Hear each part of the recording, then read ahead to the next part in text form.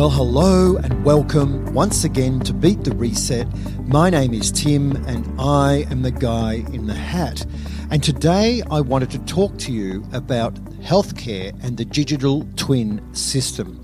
This is a topic that is almost unspoken about in the mainstream media, and you have to get a little bit off the track to actually find out a little bit of information about what exactly is going on, while the entire world is consumed with Tucker Carlson interviews with Vladimir Putin and Donald Trump running for the president of the United States, and wars in the Middle East between Iran and the United States and Palestine and Israel. Behind the scenes, the corporations and the central bankers are preparing a whole new world, what George Orwell would have called Brave New World. This has been prepared all for our benefit, of course, and all for our convenience. And that is the topic that I really wanted to talk to you about today, because there's very few commentators around the world that are entertaining the idea of digital twin, let alone understand it, let alone know about it.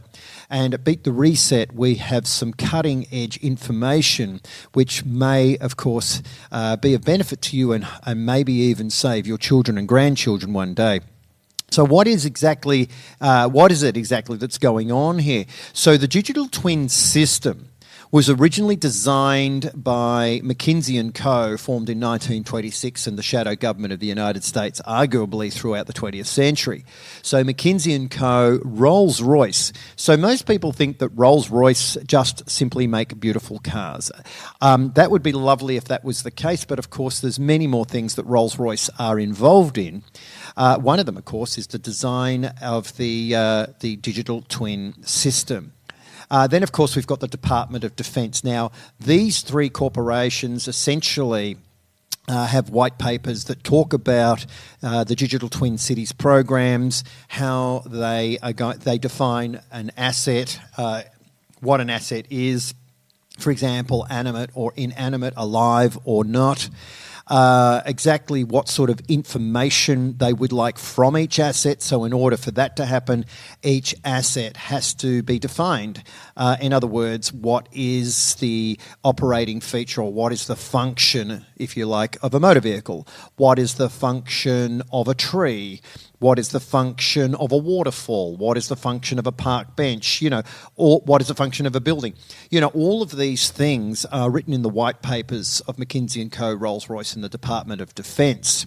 And they're written in there for the purposes of defining assets for the real purpose of extracting data or information about that asset, and more importantly, extracting information in real time. So this is a real-time grid that we're talking about. So what exactly is the grid that's extracting this information? Well, that is an incredibly good question, because if it wasn't for organisations like the International Organisation for Standardisation, who is a globalist organisation, the standards that of course govern construction and building and basically everything wouldn't take place. And the reason, let me define that, and what I mean by that is that the International Organisation for Standards, formed in 1947, sits under the banner of the United Nations, is a globalist organisation tasked with standardising everything on the globe effectively. Now, because they can do that and they can set out standards, what it means is their venture capitalist buddies can wait in the wings for the standard to be implemented, and then of course the venture capitalists turn up with all their solutions, which we see time and time again throughout our lives and have done since the dawn of time. Have you ever wondered why every time we have something new appear on the horizon, there's always a solution that's being sold to you, ready to go, and nobody seems to have designed it or taken any time? So, as I said, the International Organisation for Standardisation is largely responsible for driving that. And of course, from this, what we get is the Digital Twin Cities program, and we have standards for literally just about every part of it, including standards for how the information will be collected, how will the grid operate. The grid we're talking about is the smart grid, SMART, Self-Managed Analysis Reporting Technology. Most people think that the smart grid stands for intelligent grid. It does not, and it's just convenient that it happens to have some sort of coincident coincidence with its definition. But smart grid is as dystopian as anything else that these central bankers and corporations can come up with. Smart grid starts, of course, with things like your Fitbits and your smart devices, your Wi-Fi within your house, your lighting systems. You might remember the government coming around many years ago offering you free lighting systems. What are those lighting systems? What exactly are they doing? Are they collecting information? Is it a bi-directional light system, and so on and so forth? What exactly are they used for? The street lamps and street lights, what are they all about? Who set the standard for those? So that somewhere in there, when the street lamps were put in your street, that there was some sort of standard that they had to adhere to, of course, set by the IOS, globalist organisation, has its, of course, venture capitalist buddies, and of course they have the white papers from McKinsey & Co. and Rolls-Royce and the Department of Defence, which essentially together they can work out what they want to use and how they want to set up this system for the purposes of control, surveillance, and so on and so forth. And so what we've ended up with now in 2024 is something called the Digital Twin Cities program that was largely started in Victoria in Australia. Now, of course, Melbourne, which is the capital city of Victoria, was one of the most locked down cities in the world. And we are starting to potentially see why, because in the October of 2022, just out of lockdown, we saw the installation of essentially the Digital Twin Cities program at the 3D kind of level. Now, Digital Twin Cities is, of course, the culmination of multiple technologies such as XLM, XRP, HBAR, IOTA, which, of course, is the Internet of Things, Quant, and so on and so forth. So it's a culmination of essentially ISO technologies. Again, more digital technologies that have achieved an ISO rating for their messaging capabilities. So digital twin is largely what is going to drive the future. Digital twin will essentially supersede tokenization. In fact, it will incorporate tokenization. So digital twin is really the end game for so many of these corporations. Tokenization will precede it with central bank digital currencies, but they will all culminate in this, again, digital twin cities program. But the reason I jumped on here tonight was to talk to you about the healthcare aspect, because it looks like we are seeing the annexation of digital twin now for the healthcare industry. And this is particularly problematic because the original Digital Twin Cities program was talking about assets from the perspective of just tracking their whereabouts and location and extracting as much data as they could. Now, of course, we're going a touch deeper with the healthcare systems annexing digital twin technologies for the purposes of looking inside essentially human bodies and maybe even animals and so on. And not just that, but also for the purposes of managing the devices attached to humans as well. So if you've got a pacemaker or something like that, or a slow-release hormone device or something that's essentially within your body, the digital twin system can interact with that, which does beg the question, what exactly is it going to do? What sort of messaging will be sent between the device and the digital twin system? Now, in this digital twin healthcare system, humans are classified as physical entities, and they are given three statuses, which are rather concerning for me. The three statuses they are given are termination, so what to do with a physical entity that has reached the end of its existence. It's classified as an entity. It's not even called human. And these entities will be tracked, of course, fully traced, and it will incorporate a real-time diagnostic approach. So as you're wandering around, there is something within you that is sending signals to the smart grid. And the smart grid is, of course, aggregating that data, working out not only your whereabouts, but what is your heart rate, what is your blood flow, what is your temperature, what is the acidity of your body, are you anxious, all of those things.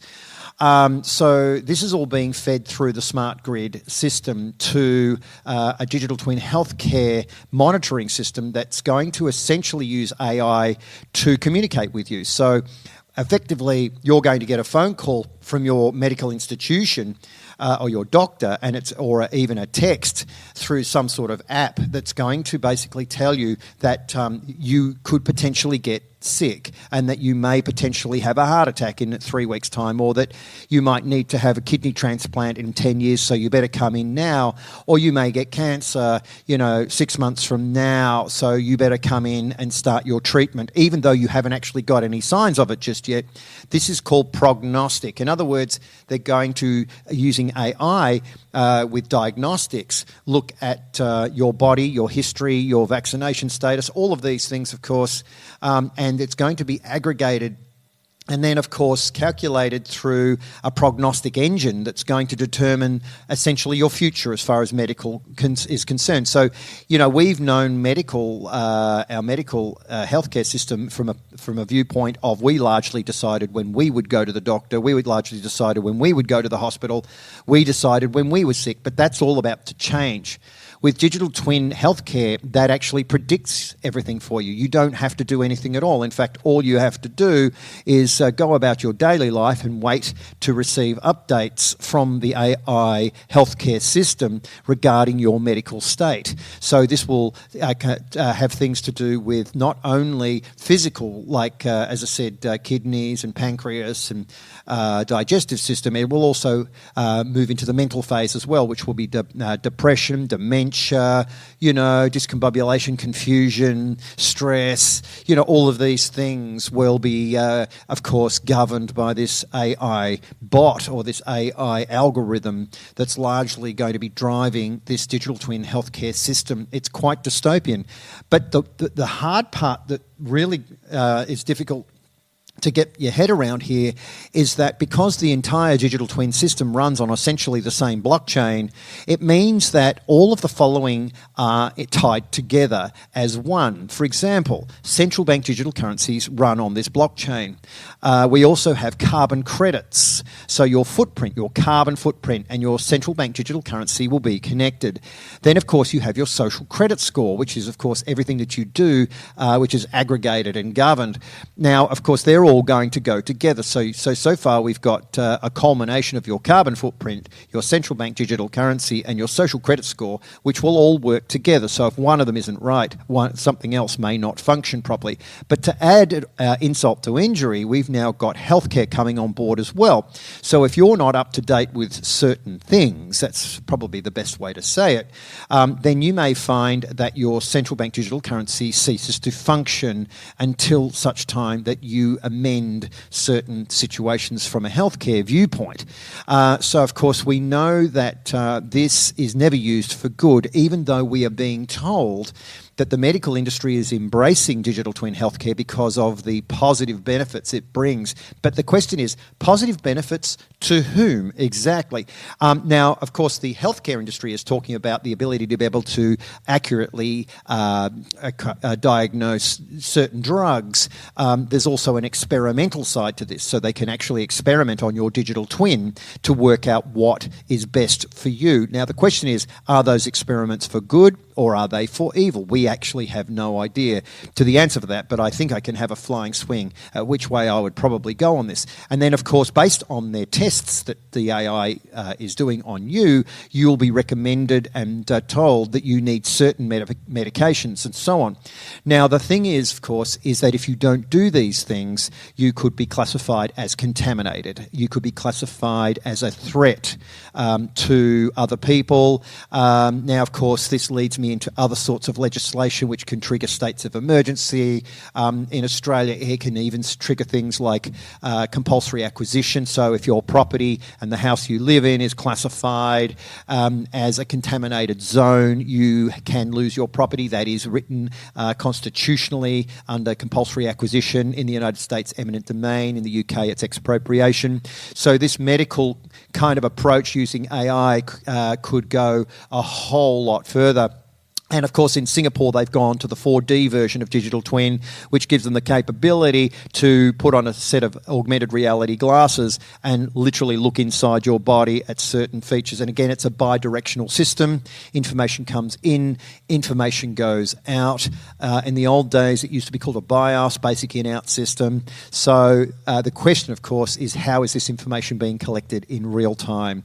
And that is a conversation that I will leave for another day, because it is so dystopian the way this information is being gathered in real time.